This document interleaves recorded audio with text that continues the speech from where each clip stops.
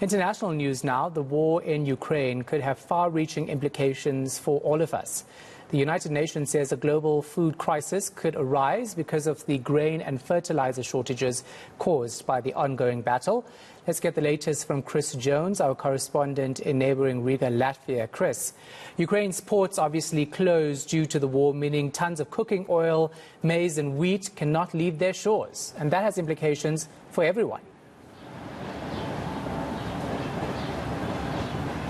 Yeah, absolutely. You said it there. The UN said that we could be on the brink of a global food crisis here. Ukraine and Russia combined actually supply around about a quarter of the world's wheat supply and around about 60% of sunflower oil as well. The UN also says that around 36 countries around the world, such as Lebanon and Syria, rely on Ukraine and Russia for these wheat imports. And also it says that that food prices globally have gone up about 30% since this time last year because of the war in Ukraine. And all of this has really been brought about because of the annexation of the ports in the south of Ukraine that go to the Black Sea. The Black Sea, of course, is a key export route for Ukraine to get things like grain and wheat and sunflower oil out. And without that, they can't supply much of the world with the supplies that they need. Now, Antony Blinken, the US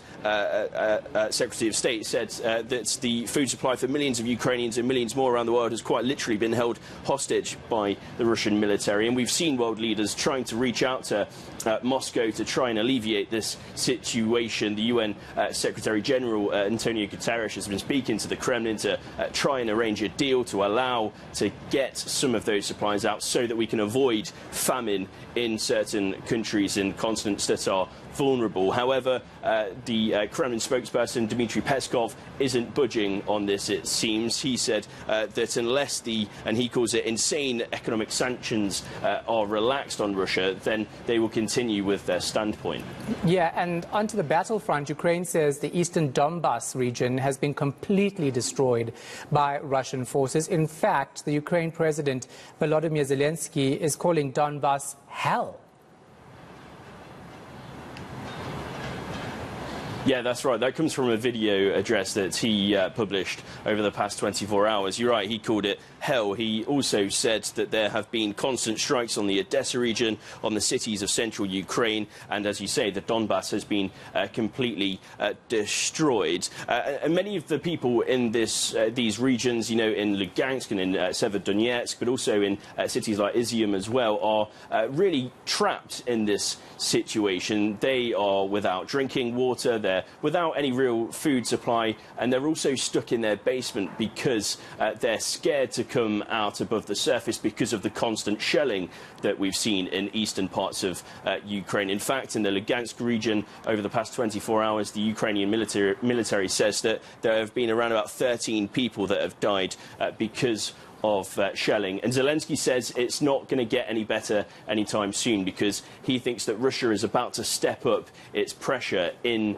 the eastern parts of Ukraine. And that might not necessarily be a good thing for Russia. UK intelligence from the Ministry of Defence suggests that because of this big effort in the east, that they're down on morale, they're down on supplies, and if they want to move forward effectively, they need to regroup. Now, commanders from the Russian ranks are unlikely to do this because they want to show the Kremlin that they are capable of meeting their military objectives. So it very much seems as though the war in the east, especially in the Donbas and in Lugansk and Severodonetsk, is going to continue raging on well into the next couple of weeks and months.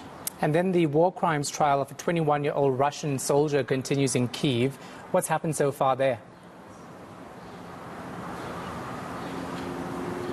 Yeah, Mr. Vadim Shishimarin is the 21-year-old who he actually pleaded guilty to killing a 62-year-old unarmed Ukrainian civilian. Yesterday, he actually came face-to-face in court with the widow of his victim, and he begged for forgiveness. Now, this is a big trial in the history of this war because it's the first example of a Russian soldier going on trial for alleged war crimes.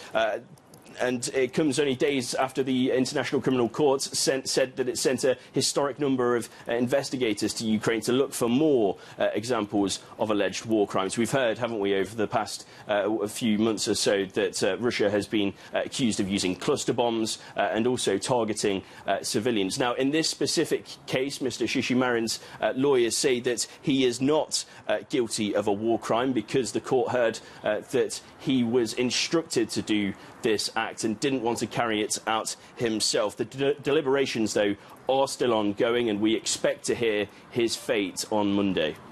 All right, thanks for the update. Appreciate it. Chris Jones, our correspondent in Riga, Latvia.